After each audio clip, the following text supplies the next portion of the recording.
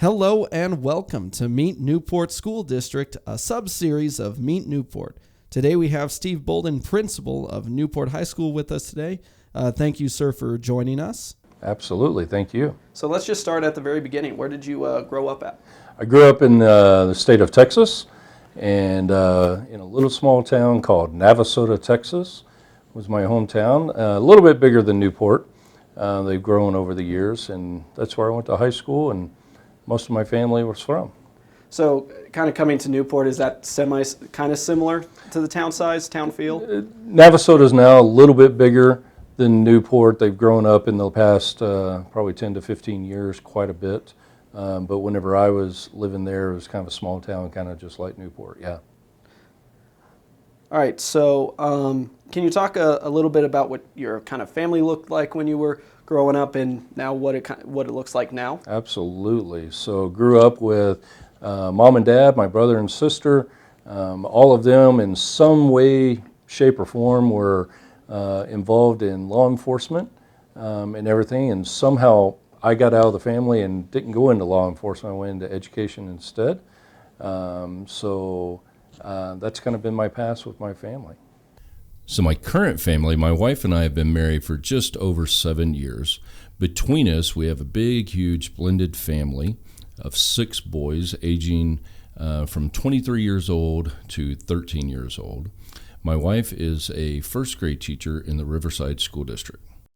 And you're an educator now. What college did you attend, or colleges? Okay, so I attended Texas A&M University, about a whole whopping 15 minutes from my hometown, and enjoyed doing that. While I was at Texas A&M, I worked for the football program as a student athletic trainer.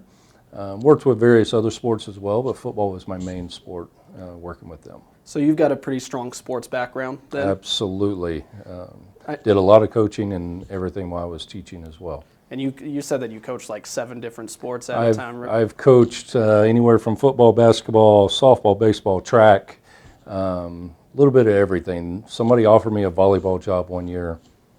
I did not take that job, but that one might be a little bit of a leap. It was a little bit outside of my comfort zone. Yeah. So you went to college, and then you've actually been at a couple schools. So if you could just let us know what schools you worked at, what your positions were there. Gotcha. So this is I'm starting my 27th year in education this year. I taught in Texas for 9 years, taught and coached at 3 different school districts, including my hometown. Whenever I was coaching there, as I said, football, basketball, track, and softball. After that 9 years, I guess Texas wasn't large enough for me, so I moved to Alaska for 9 years.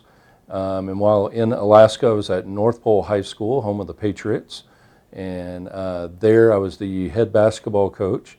At one point in time, I was also the voice of the Patriots, doing all the announcing at sporting events and graduations and assemblies and everything. And then in 2015, I moved to Washington and got a job just down the road from here in Riverside. Taught there for 6 years.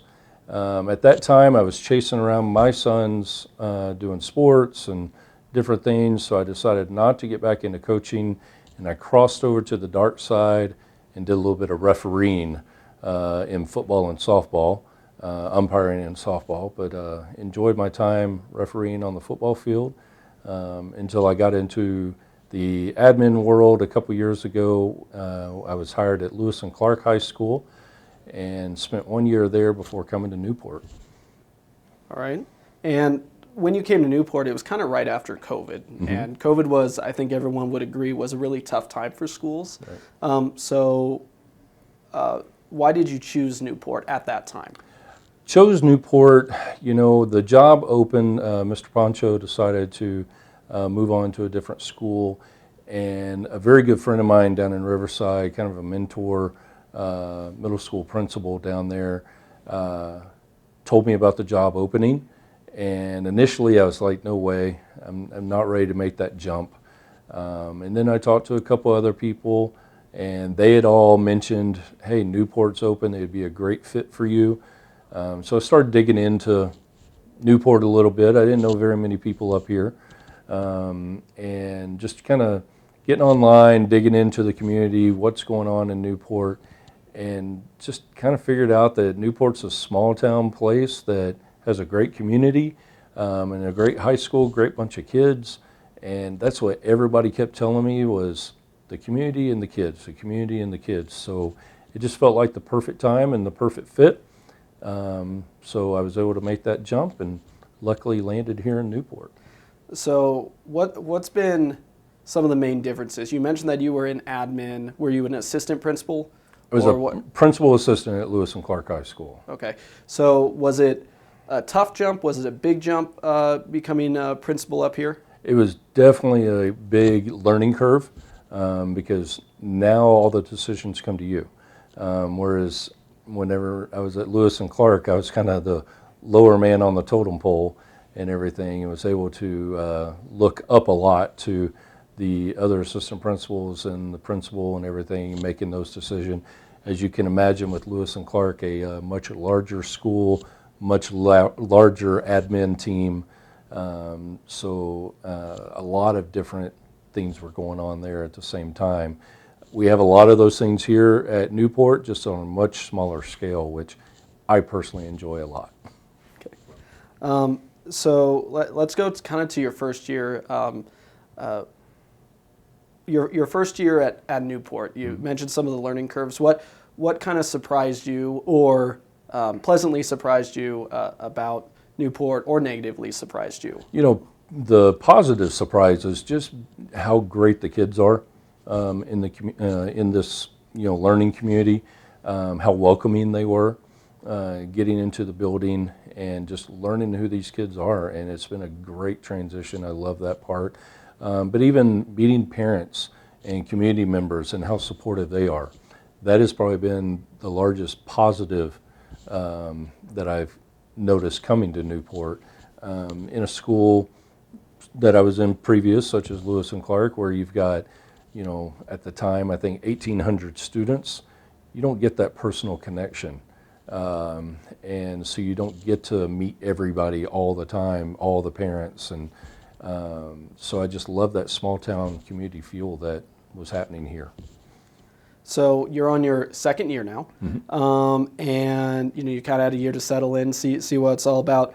What would you say that your overall, 30,000 feet above goal would be for Newport High School? I think the overall goal is that we're just producing good, productive citizens for whenever they leave high school here, and that they have a plan. Not all of our kids have to go to college, but they have a plan, whether it be college, trade school, military. They want to jump right into the workforce, but essentially that number 5, they have a plan whenever they leave here and are just good, productive citizens.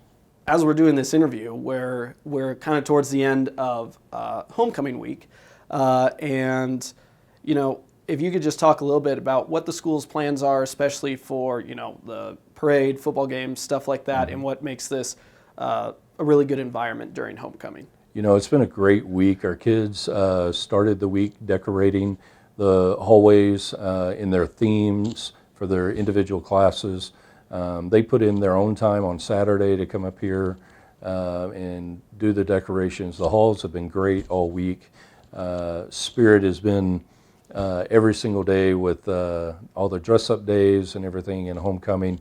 Now we've got the parade coming up on Friday, the K-12 all-school parade. Hopefully the rain will hold off for all of us and everything. Just a great time for our kids to get out there in front of the community, our community to support kids.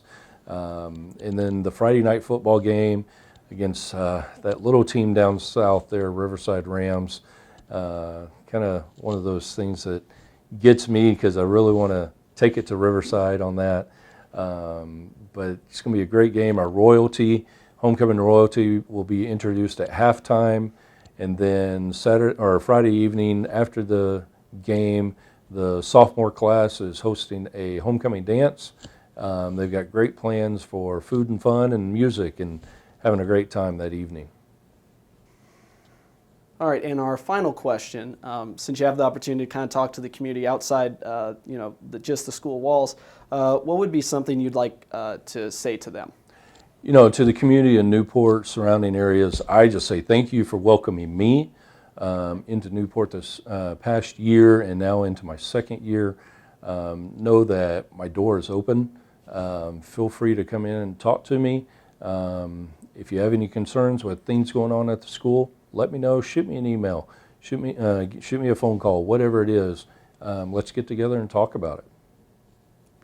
All right, Steve Bouldin, thank you so much, sir. I really appreciate it. Yep, thank you.